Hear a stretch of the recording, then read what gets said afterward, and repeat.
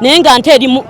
ndi mukozi mu kibuga Kampala nyigirizibwa tusazeewo okukola naye tulemeddwa olw'omuchina investor yajja yebale kujja Museveni webale muleeta naye lwaki ali mu retail jange gyendimu basigale mu factory gaabwe fe tugende tubajjeko ebintu tusobole okubiguza omuntu wa wansi. Eyo system gye baleese simanye ya value added akakuma ke bagala tugule kagula milioni 2.5 naye bagala buli muntu w'omuwa receipt koba okozesa ne bakwata abaana ba boda ne bakwata abatembeyi buli omu bagenda bamukwata mu receipt eri weeguza ebintu. Ekintu ekyo tetusobola kikola kubanga abantu abali mu downtown eno bantu tebaasoma influence tebasobola nagikozesa. Mwami Museveni ne bakikwatako bonna president w'eggwanga tuyambe kubanga tufe emisolo gituli bubi.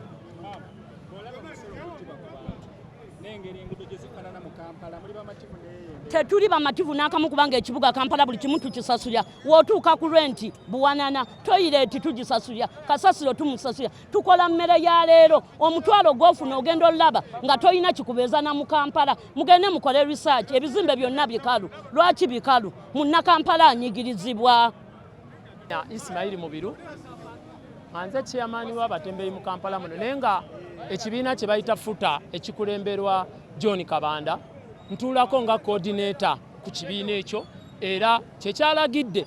amaduuka gasibwe era gaggalwe olwa EFRIS.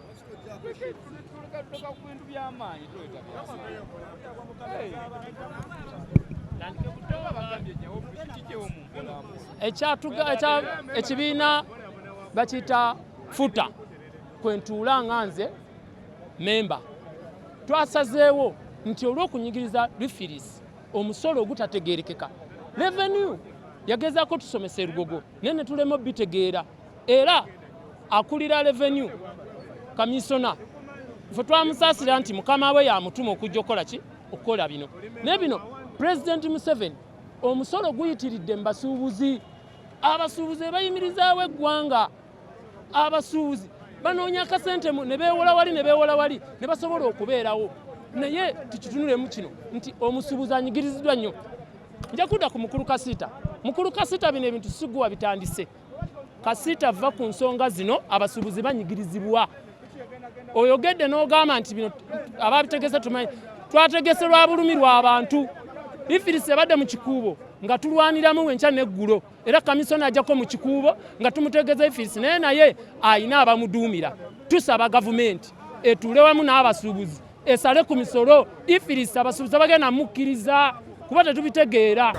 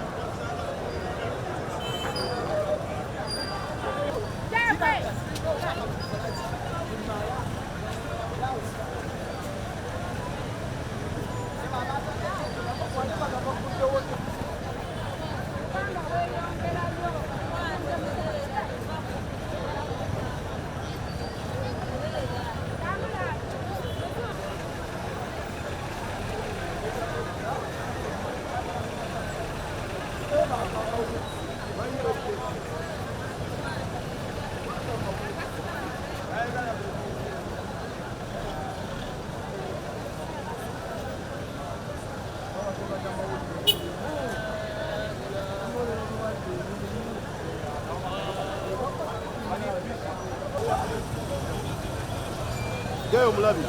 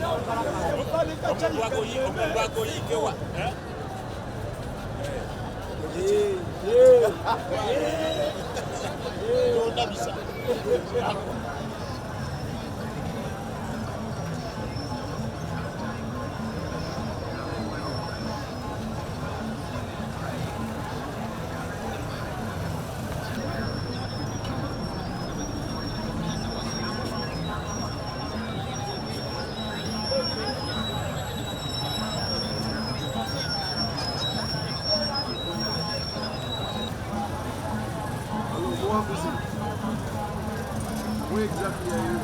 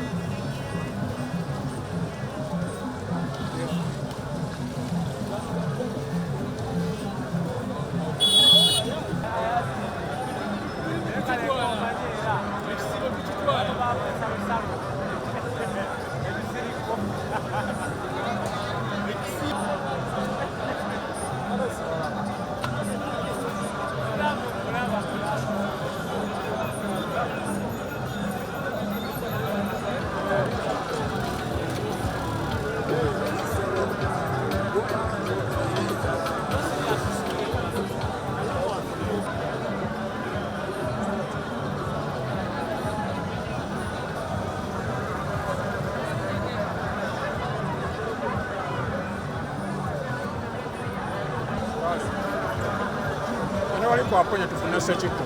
oli afeeyo abantu tebagenda mugamba embeera y'okwekalakasa kw'olwaleero bassebo ne bannyabo ekyamazima kasita tetujja kwewana nti ffe twakikoze kubanga ffe gurupu ez'enjawulo ez'abasuubuzi abasuubula ebikadde abasuubula engatto abasuubula engoye abasuubula omuceere abasuubula ebyatika aba hardware twatuula ne batusaba tubategekera okwekalakasa okw'emirembe ng'ennaku z'omwezi 16 obulumi obulabiddwako olwaleero mu Nabugabo n'Ekikubo n'ebitundu ebirinaanyeewo bwatuuka dda abantu ku mitima nti twalwawo. Mujjukire nti abasuubuzi bano baali batusaba okwekalakasa okuviira ddala mu kiseera nga tuli mu G77 ne tubagamba tukyateesa ne gavumenti naye gwe gavumenti etasalawo buli lwe tuteesa nga tosalawo n'olwawo okutuuka ku ansa lwaki olinda abantu badduke emirimu gyabwe mu bulumi obw'ekitalo kati abantu bali mu kunoonya akasente ka Idi naye n'ensonga bano abasuubuzi abalaze baatuwa nti katumale okuva mu Idi abamu tebasobodde na zigumiikiriza olw'obulumi bwe balina bakugamba EFRIS ogira ogitwala mu makolero bakugamba omusolo gw'okupimira engoye zaffe ze tugulira mu value gwe n'oziza mu kiro guyimirize abachina be waleeta nga bannamakolero ate obafudde abakola amaduuka abatunda embalala abatunda eruweero abatunda ne mukikubo ng'ate be babitukolera babituguze ne bwe tuddayo eri ewaabwe gye babigula egwanju eyiwu eshenjeni era be babituguza ate ne bajja wano ate era ne tutunda nabo akamu. Bino byonna tubibabuulidde nga n'amateeka tegabakkirizamu aba gavumenti. Olwaleero omusuubuzi bw'atuyita mu nkwawa n'akola kyakoze mu kikuubo bannange ffe tuyinza kumunenya naye tukulabulabulabuzi gavumenti neeyambisa omukisa gw'omuzindaalo guno nti nga 16 lwe lunaku olwalangirirwa ebibiina ebirala byonna ebisigadde bwe kiba ng'ekimu ku biwayi by'abasuubuzi bisobodde okukola ekyo mu kikuubo mumale ensonga z'abasuubuzi nga 16 terunnatuuka. Ekyamazima njagala kubuulira gavumenti nti obulumi bututuuse ku ggumba. Enjawukana eziringa ezirabibwa nti bano leero bagaddewo bano tebagaddeewo kya bulumi okusinziira ku bikolebwa mu kifo ekyenjawulo. Mumaze omwezi mulamba mu kikuubo nga mukwata abantu abagula mubasaba EFRIS. Twasisinkana ne Commissioner General ne tukkiriziganya nti omuntu ng'alina lisiiti eriko endagiriro, omuntu ng'alina lisiiti erina ekifo w'akolera, omuntu ng'alina lisiiti entuufu eriko amasimu ng'ate seewandiisa ku VAT, oyo mumuleke. Eyo lisiiti bw'osanga omuntu nga gy'alina ate tomukwata musaba lisiiti, penalty ne fine obukadde 6. Olumala obbukuwa ate ne bakuwa fine. Bw'oba tosasudde ne bakola siza note ku akawunti yo. Kaakati ebyo byonna bijjidde ku speedi nene nnyo. Ne twegayirira gavumenti, ne twegayirira president, ne twegayirira minister of finance, ne twegayirira permanent secretary, ne twegayirira commissioner general, ne twegayirira commissioner wa customs yimiriza ku musolo gwa kilo ku bintu bino ojja kumalawo emaali y'abantu byonna tebabiwuliriza. Kati obulumi buno bwonna bwe buleese obuzibu abantu okutandika n'okwekalakasa nga okulabiddwako olwaleero kwe tutalina buyinza kunenya naye okwongera okulabula gavumenti nti kano kabonero akalaga ekijja mu maaso kye tutandiyagadde ffenna.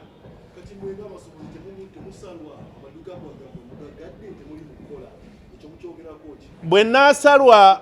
emiliyoni 5 ze naalikoze nga bw'onkwatako otwala 10 mba nsaliddwa mu kubala okwangu mba nsevinze 95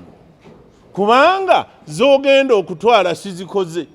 ne bw'onojja naggaddewo. N'olwekyo tulumwa lenti etuuse tukimanyi nga 10 amaduuka gajja kuba agamu gaggalwa tunaaba tugadde nawo nga ne landiroodi assaako eyiye naye obulumi oli aba takyabuwulira. Bw'obanga bino ebizibu ebiriwo bitwala zonna takyakiraba mu sensi. Abantu ekyabayimirizisa okutuuka nga bagamba ne 16 abalala gye baavudde ne batuyitako ne bakola olwaleero ne Idi ne bagireka wabbali. Abamu tebannagula na kaceere, tebannagula na bukaaya, abaana twabagiyo ku masomero basaale. Era y'ensonga eyatugambisa tumale Easter tumale Idi tuloke okwekalakasa okulimu embavu. Kyokka bannaffe batuyiseeko olw'obusungu n'okulaba nga abalwawo ne bakola ekyo. kati babanga basobodde okukola ekyo bassebo ne bannyabo kabeero akabonero akagula gavumenti amatu n'emimwa n'ebirowoozo n'ekkalaamu ezisayininga ebiragiro ebyeko beesalawo biveewo. Omusuubuzi ye muntu asingayo okwagala okukola naye bw'akugamba nti nviira mwe mubakyalireko muli baganda baabwe oyimirire mu mudaala gwo okumala eddakiika 5 ajja kuyita. Mwebale nnyo mwebale ddala. Amanyi gange nze Nsubuga Herbert Masanda nga ndi mwogezi w'abatunzi b'engoye mu Uganda wano wonna. Tuli ku nsonga ya EFRIS ereese obuzibu we twogerera nga Uganda Revenue Authority eringa egamba nti erina competitor nti waliwo competition gyeriko nti omu bw'asookayo bajja kumulyako amagoba.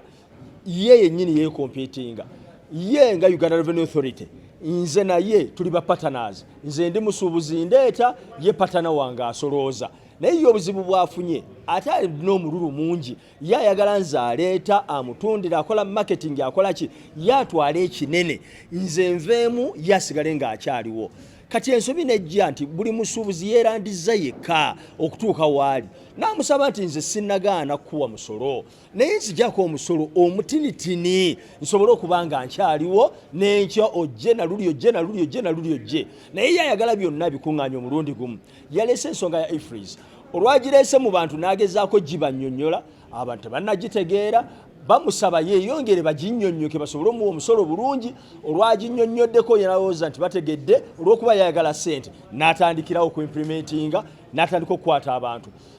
Abantu abalina okusasula ssente za EFRIS bebo abantu abali ku VAT abali VAT registered bennyininyini baalina ku lisiti ye meaning amanyi nti gundi asibuka wano alina okumpa VAT. Mu kifo ky'okugenda wali ebintu ebyo bwe biva awali aba VAT ate abalinda ku luguudo n'atandika okukwata eyaguze ebintu ku muntu atawa VAT n'atandika okukwata eyaguze omuntu eyalonze piisi wano nawali bonna abanyweza. Abasuubuzi baffe balina ekizibu kimu buli bwalaba threat y'emmundu enkya tasobola kujja.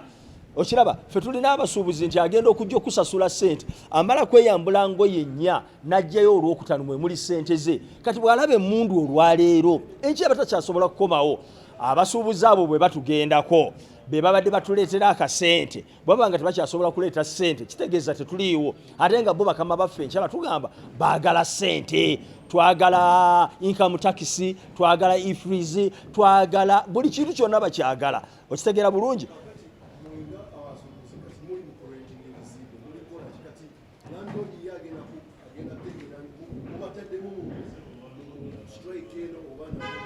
Landlord abamu olwaleero bwe bawulidde okkaayana kw'abasuubuzi baabwe n'okaaba kwabwe abamu bakomplayinze ne basibawo ebizimbe bayambe abantu abo strike yabwe okgenda mu maaso kubanga abantu bano babagambye bannange tufa naffe ssente ziri ze tusuubulirako ze tubawa ne bakkiriziganya abamu baasibyewo abalala bakoze eki abalala bagguddewo which is okay. Buli muntu yenna obulumi bw'engeri gy'abulazeemu ebadde ntandika olwaleero naye nga official strike yaffe ya 16 abantu bano bwe baba nga bagenze balaga obuju ate bamalirivu nnyo 16 byonna ebibiina bye binaavaayo ne byegatta. Kampala ono agenda kubeera ku mutawaana gw'amaanyi.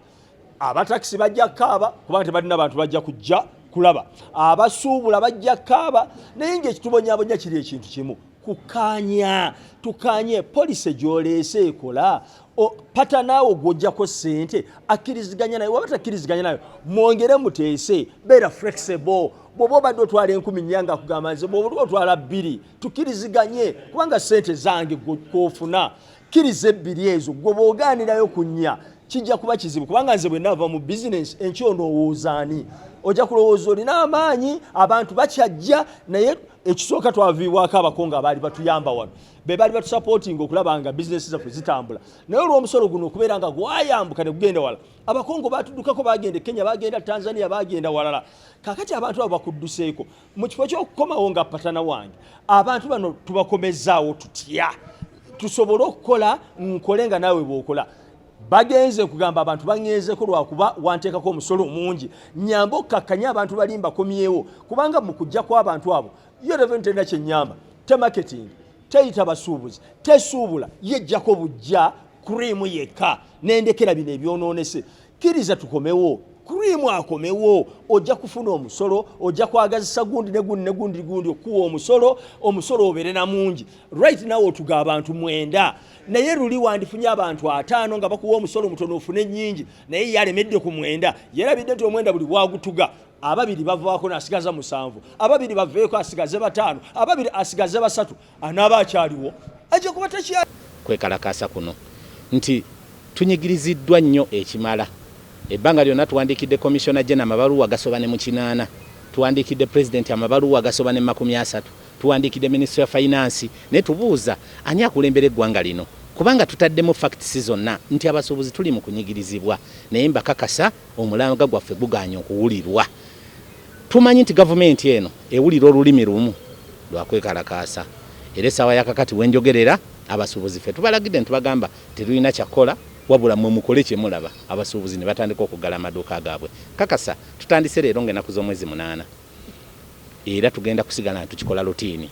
emiwendo egy'ebintu gyeyongedde lwaki lwakuba nti n'abantu banyigiriziddwa nnyo ekimala mu kusolozebwa emisolo giri waggulu nnyo amawanga agatugulangako nga Kenya Congo, Tanzania, Rwanda n'amawanga amalala wano mu Afrika tegakyatugulako kubanga emisolo gyaffe gyasukka giri waggulu nnyo import duty eri ku 35 amawanga amalala gali ku 20 amalala gali ku 25 bw'otunuulira VAT abalala bali ku 16 15 10 ife tuli ku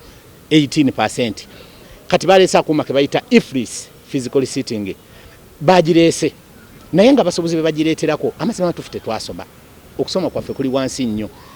ebizinesi zaagwadda bo tebaagala kubiwulira naye nga akuuma ako singa omuntu akakozesa kitegeeza nti n'omuntu atali ligebo kugenda ku VAT aba agenzeeko kati ffe tukubira omulanga abasuubuzi mwe nawe muli nti mwetaaseeko omulimu gwammwe gugenda gusaanawo teri muntu ayinza kukozesa kuuma ako n'asigala waggulu uchumi yagwa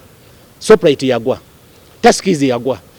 zona supermarkets ennene zona zize ziggwa nga zisaanawo lwaki kubanga bakama baffe baleeta ebintu ebitategereka mu busuubuzi nga tebasoose twebuuzaako ffe ba leaders n'abasuubuzi ffennyini okutwaliza awamu bo ne bakola amateeka gaabwe gagadibengalye kakyova olaba obusuubuzi bugudde ate omulimu ogubadde guleera omwavu omugagga eyasoma ataasoma na buli omu kati basuubuzi bannange ne bannayuganda mwena okutwaliza awamu mbayita nti muzuukuke mujje tulwanirire omulimu gwaffe bwe munaba nga temuzuukuse